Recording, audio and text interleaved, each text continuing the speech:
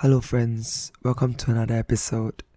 Recently, famous YouTuber Mr. Beast endorsed a challenge that has participants placing their fingers on an app, where the last person who has his or her finger on the app wins the challenge and becomes $25,000 richer, which is a lot more money than what the winners of Naruto Storm 4 received with the skills, timing and effort they put in to get good. The app has a creative appellation, finger on the app, which clearly echoes not just the goal of the app, but also sums up the instruction manual. Imagine if furniture manuals were that simple to follow. My table wouldn't have just 2 legs while my chair has 6. The challenge, as the name of the app suggests, requires participants to hold their fingers onto the app, testing humanity's tenacity and greed at the highest level. Who needs skills or talents when you get rewarded $25,000 for doing something a 5-year-old can do? Of course, assuming curfew has been extended by 2 days or purely fueled by bad parenting. In the end, the top 4 contenders who lasted the presumably torturous and sweaty 3 days won $20,000 each. It is important to note that the longest planking record is 8 hours, 15 minutes and 15 seconds, and I doubt he even earned any money from it, but he definitely earned himself some pain. To put this amount of money earned over these past 3 days into perspective, that's an average of $6,666.67 per day for basically doing nothing. And to think that I would eat some really weird stuff for half that price. Other than the earnings gained from the winning, we must also recognize the effort of the fingers for taking in all the non-ionizing radiation emitted from the phone. The challenge, despite its low requirements, has certain downsides, such as the inability to change your phone's brightness, not being able to check Instagram, and limiting the overall everyday human experience. Even simple tasks such as nose scratching may require participants to think twice before acting. The abundance of choices that fall onto our laps on a daily basis has now been decided by Finger on the App, liberating us from the conundrum of choosing.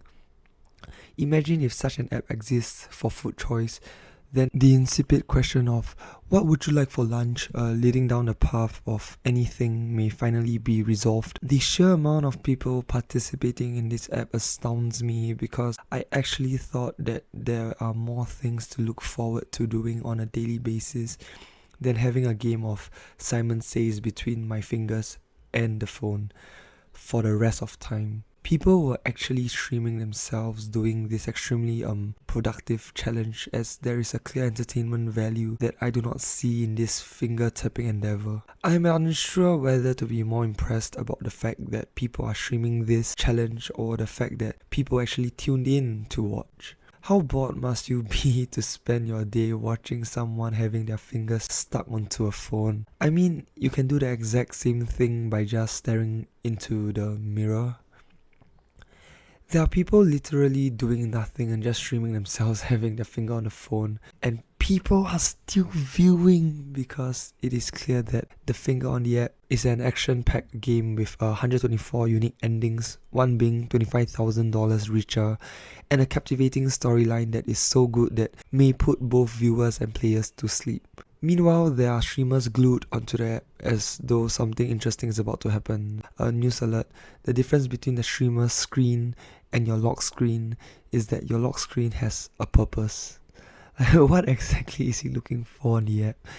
Like a sense of purpose? Turns out there are people doing the challenge while simultaneously watching another streamer doing the exact same challenge. That's like hanging out with your friend and both of you are eating Big Macs, and you ask whether you can try his burger even though both of you ordered the same exact burger. I think I've made my point. You know what I really love doing with my free time? I actually enjoy doing nothing and watching someone else doing nothing because it makes me feel less left out than I otherwise would. Then again, who am I to judge when I unlock my phone 3 times to check for time, because the first 2 times are basically test runs. I mean, it's good that people take the opportunity to stream and interact with their viewers, but if the whole time you're glued onto the screen trying to figure out which finger you should use next in this challenge, then I have nothing much to add. During the stream, people actually asked for the technique to switch thumbs, and I think it was abrupt even for the streamer, as it became apparent to me that there was no technique, and he literally described the motion of switching thumbs. I'm absolutely mind blown by the entirety of this challenge. One of the benefits of this game is that it keeps people at home, which is beneficial in this current climate, as it is really difficult to explain to people about your pursuit outside, right? Like, how are you going to explain to people when they ask you what you're trying to accomplish? Like, oh, the goal I'm trying to achieve is to let my iPhone not think that I'm a robot and I'm actually spending my real precious time pressing my finger on this new app.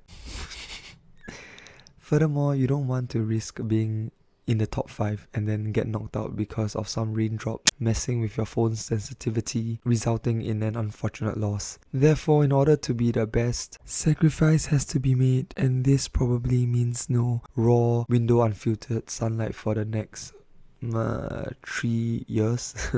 Just kidding. Anyways, another benefit of this app is that its simplicity can allow anyone to join in. Even your 3-year-old nephew, Steve, creates a lot of free time for you to do things that you actually want to do while simultaneously having a statistical 0.01% chance of winning $25,000 due to Steve's unpredictable nature, even though he probably can't navigate beyond the menu interface. The extra life system is a feature in the app that gives people extra lives if the app is played near friends through a simple switch in Bluetooth. Clearly an unfair disadvantage for those who are quarantined or don't have the luxury of having friends. The extra lives compensate for the lack of discipline, human complacency, and the summoning of Siri, which has created despair for many individuals who thought that they stood a chance of winning first place. Extra lives definitely make the game slightly more bearable, because I highly doubt anyone has been bathing over the duration. Therefore, forfeiting a life and going for a bath may seem like a good trait in my opinion. I heard good hygiene has been trending since, I don't know, a few hundred years ago, so we should follow such tradition in my humblest opinion. There are also some legends who are competing in this challenge that got played by giving shoutouts to their followers or subscribers who named themselves homonyms of Hi Siri or Hey Siri in an attempt to actually activate Siri on their phone, not allowing them to have their fingers stuck onto the phone, which results in them losing the entire challenge. So oh, Hey Siri, I appreciate the Siri. Yeah. Hey Siri. that's pretty funny. Anyways, Mr. Beast is known for organizing all these mini challenges and distributing huge incentives for even the most minute of achievements, right? He's basically a walking Mario Party. However, it is important to note that seemingly benign competitions or challenges which have a low threshold in terms of skills to compete may seem like an easy win, but everything has unforeseen consequences, and it is our responsibility to take care of our body. I remember hearing a very tragic news back in 2013 where this mother who wanted to win a Wii for her kids died from a challenge which required her to hold in her water intake in 2007. A seemingly mild activity but played out tragically. Therefore, before participating in any of the challenges posted online, except those like cringe ones without any physical or emotional ramifications, then you can do them all you want. You can do the don't judge me challenge all you want, because regret will be enough of a consequence for the future you. Like for example, even this challenge, like those people who stayed up 3 days to actually compete, they probably did not even have enough rest, and this lack of rest can be very detrimental to health. So I hope people be more caring of their own body and take care of themselves, especially in this time of pandemic crisis. I guess it is good on Mr. Beast's behalf for recognizing that some people are taking the game way too far, and that he decides to seize those people from playing by rewarding them with the money instead of letting the game roll out and find a winner. So I hope those people who want the money are appreciative, because there's a lot of money for just putting your finger on an app. So everyone's happy, I guess I'm happy too then. So I wish you guys all the best, and this is the end of today's episode. Thank you.